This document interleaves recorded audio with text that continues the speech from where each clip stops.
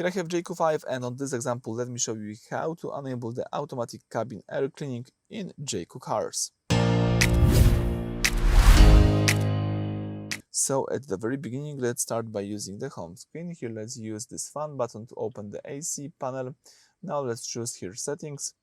Here you've got access to automatic cabin air cleaning. This is automated maintenance feature for the vehicle's air conditioning system. When toggled on, let me just do this. So settings, let's toggle on right here. The climate control blower will automatically turn on and run for a few minutes after you park and lock the vehicle. This process dries out the internal evaporator core, preventing the damp moisture buildup that leads to musty, mildew smell and bacteria growth inside the vents.